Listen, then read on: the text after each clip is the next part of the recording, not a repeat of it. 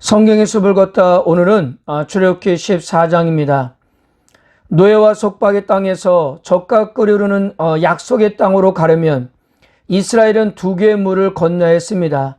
바로 홍해와 요단강입니다. 이 물들은 이스라엘 삶을 세 부문으로 나누는 역할을 하기도 합니다. 홍해를 건너기 전에 이스라엘은 애굽에서 노예로 살았습니다. 홍해를 건넌 후에는 광야에서 나그네로 살았어요. 요단강을 건넌 후에는 가나안의 정착민으로 살았습니다. 그리고 땅의 주제를 중심으로 이스라엘 역사를 물로 구분하면 다음과 같습니다. 잠깐 영상을 정지해 주시고 한번 참고해 봤으면 좋겠습니다. 애굽을 탈출한 이스라엘 백성들은 어떻게 해서든지 동쪽으로 가야 했습니다. 동쪽으로 가야만 가나안 땅으로 갈 수 있었기 때문이에요. 그러나 하나님은 계속적으로 남쪽으로 인도하면서 2절은 이렇게 기록하고 있습니다. 이스라엘 자손에게 명령하여 돌이켜 바다와 믹돌 사이의 비아리옷 앞 곧 바알스본 맞은편 바닷가에 장막을 치게 하라. 그리고 이것을 바로 왕이 보고 이렇게 생각하게 할 것이라고 했습니다. 3절 바로가 이스라엘 자손에 대하여 말하기를 그들이 그 땅에서 멀리 떠나 광야에 갇힌 바 되었다 하리라. 여러분 한번 바로 입장에서 생각해 보세요. 그는 이스라엘 백성들을 놓아주었지만 기쁜 마음으로 놓아준 것은 아니었습니다. 어쩔 수 없이 놓아주었어요. 그런데 이스라엘 이 노예들이 떠나고 나니까 그들의 빈자리가 너무나 컸던 겁니다. 지금까지 노예들이 해주는 그런 많은 일들, 그러나 이제부터 자기들이 해야 했기 때문입니다. 그런데 그들의 동태를 살펴보니까 광야에서 길을 잃고 방황하고 있는 것처럼 보였던 거예요. 3절에서 광야에서 갇힌 바 되었다는 말은 탈출구를 찾지 못해 완전히 봉쇄되었다는 뜻입니다. 10가지 재앙을 통해 그렇게 강하게 애굽을 치면서도 고센에 살던 자기 백성 이스라엘을 철저하게 보호하셨던 여호와가 어떤 이유인지는 모르지만 이스라엘 백성들을 인도하는 여호와의 힘과 능력이 급속하게 줄어든 것으로 판단할 수 있었던 겁니다. 10가지 재앙 때문에 애원하면서 애굽 땅에서 쫓아내었지만 그런데 이스라엘 백성이 더 이상 도망하지 못하고 홍해 바다를 앞에 두고 광야에 갇혀있는 상황에서는 사정이 달라졌던 거예요. 그들을 보낸 것을 의하면서 다시 추격하기 시작했습니다. 7절을 보면 애굽의 최고 병력이 총동원되었어요. 아마 바로는 추격하면서 이제 너희는 다 끝났다라고 그렇게 생각을 했을 겁니다. 자, 중요한 것은 이것입니다. 바로와 애굽 사람들은 자신들이 이스라엘을 추격하는 것이 자신들이 판단하고 진행하는 일이라고 생각했겠지만 사실 그들은 자신들도 모르게 하나님의 계획을 따라 움직이고 있었다는 사실입니다. 그리고 하나님께서는 이 사건을 통해서 영광을 드러낼 것이라 하셨고 여호와가 누구신가를 알게 하겠다고 하셨습니다. 그런데 문제는 이런 상황에서 이스라엘 백성들은 어떤 반응을 보였는가 하는 겁니다. 우리는 앞으로도 이스라엘 백성들의 이와 같은 모습을 끊임없이 목격하게 될 거예요.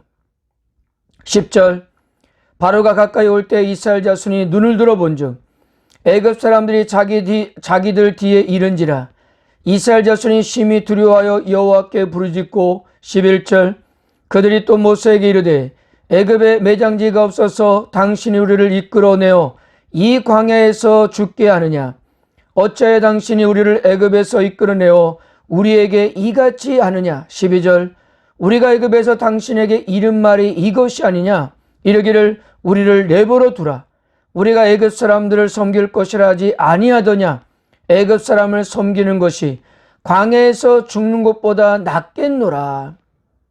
여러분 이것이 바로 이스라엘 백성들이 보여진 첫 번째 반응이었다는 사실입니다. 애굽 군대를 보고 심히 두려워했고요 원망과 불평을 쏟아냈습니다. 이미 하나님께서 일이 이렇게 될 것이라고 말씀하셨고 바로와 그의 군대를 물리치심으로써 하나님의 영광을 드러낼 것이라까지도 말씀하셨습니다. 그렇다면 하나님의 말씀을 될 것을 믿고 하나님의 주실 승리와 영광을 기대해야만 했습니다. 왜 이러한 승리를 기대할 수 있는 겁니까? 이들은 이미 며칠 전까지 10가지 재앙들과 유월절을 통해 여호와의 구원과 보호를 체험했던 사람들이었기 때문입니다. 그 정도의 하나님이시라면 얼마든지 말씀을 믿고 기다려 볼 만했습니다. 그러나 그동안 기적과 은총을 경험하고 그 은혜로 인해서 여기까지 온 사람들이 애국 군대를 보는 순간에 두려움과 원망과 불평을 이렇게 쏟아내고 있었던 겁니다. 안타까운 것은 이스라엘 백성들을 기회마다 이런 모습으로 일관하게 된다는 점입니다. 결국 출애굽 1세대는 여호수아와 갈렙을 제하고는 단 한 사람도 가나안 땅에 들어가지 못했습니다. 여기에 모세는 이렇게 선포합니다. 13절 모세가 백성에 이르되 너희는 두려워하지 말고 가만히 서서 여호와께서 오늘 너희를 위하여 행하시는 구원을 보라. 너희가 오늘 본 애굽 사람은 영원히 다시 보지 아니하리라. 14절 여호와께서 너희를 위하여 싸우시리니 너희는 가만히 있을지니라. 모세의 선포에는 하나님의 성품 5가지를 알려줍니다. 첫째, 하나님은 두려움을 몰아내시고 두려워하는 자를 품으시는 분이라는 겁니다. 둘째, 하나님은 위기에서 구원하는 분이시며 셋째, 하나님은 자기 백성이 믿고 신뢰하기를 기대하는 분이십니다. 넷째, 하나님은 위험을 제거하는 분이시고요. 다섯째, 하나님은 악의 세력과 싸우시는 분이라는 사실입니다. 하나님은 모세에게 지팡이를 든 팔을 바다 위에 펼치면 바다가 갈라질 것이며 바다 사이로 이스라엘 백성들이 걸어가게 될 것이라고 말씀하셨습니다. 반면에 애국 군대는 같은 곳을 지나다가 수장될 것이라고 말씀하셨어요. 바다 사이로 난 한 길이 주의 백성에게는 생명의 길이었지만 원수들에게는 죽음의 길이 되었던 것입니다. 결국 이 일로 애굽 사람들은 여호와가 하나님이심을 알게 될 것입니다. 하나님의 말씀이 끝나자 이스라엘의 진을 인도하던 천사가 진 뒤로 옮겨갔으며 천사가 이동하자 진 앞에 있던 구름 기둥도 함께 뒤로 옮겨져서 애굽 군대와 이스라엘 사이를 나누어 서로 가까이 하지 못하도록 했습니다. 그 사이에 하나님께서는 동풍을 통해서 바닷물을 밀어내시어 좌우로 물벽을 만드시고 바닥을 마른 땅으로 만드셨습니다.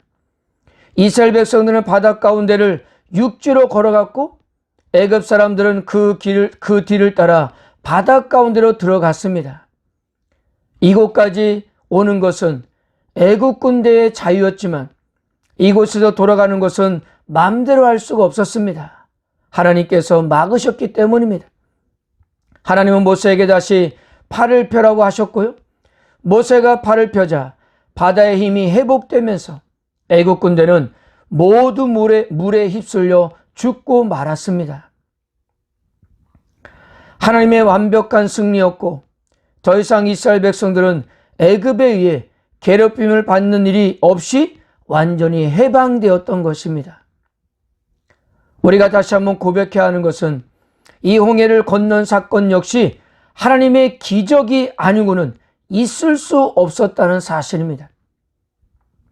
폐경이 되고 또 노년에 이르기까지 아이를 낳지 못했던 사라에게 아들을 허락하면서 시작된 이스라엘의 역사는 그 자체가 기적의 연속이었던 겁니다. 사랑하는 성도 여러분, 우리들 인생을 살다 보면 여러 가지 코너에 몰릴 때가 있습니다. 작은 일부터 큰 일까지 수도 없는 많은 어려움을 우리는 만나고 있어요. 뒤로 돌아갈 수도 없고 앞으로 나갈 수도 없습니다. 건강 때문에, 경제적 어려움 때문에, 자식 때문에, 부부 관계 때문에, 직장 때문에, 인간관계 때문에 막다른 골목에 서 있을 수 있습니다.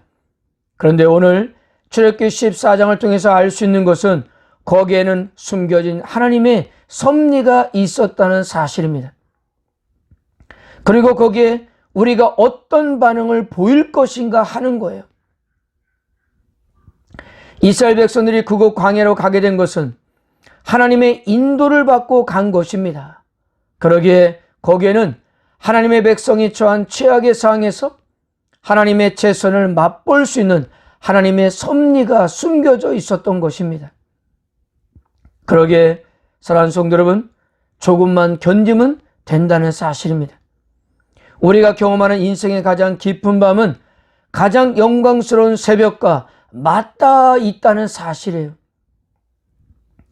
31절은 이렇게 말씀합니다. 이스라엘이 여호와께서 애굽 사람에 행하신 그 큰 능력을 보았으므로 백성이 여호와를 경외하며 여호와와 그의 종 모세를 믿었더라.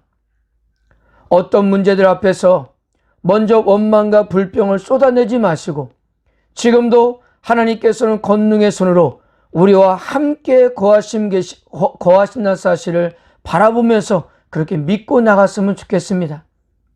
문제는 그 권능의 손을 보느냐, 인정하느냐, 의지하느냐입니다. 오늘도 그 권능의 손을 바라보시고 우리를 향한 계획하심을 인정하시고 그래서 철저하게 하나님만을 의지하는 겁니다. 오늘도 우리의 삶을 통해 이루실 하나님의 계획하심을 찬양하는 하루가 되시기를 주님의 이름으로 축복합니다.